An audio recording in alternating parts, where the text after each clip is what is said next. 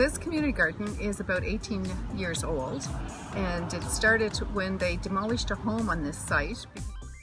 Brought together a large community of gardeners that do things outside of the time that they spend together in the garden. They also start spending time together with each other in our backyards.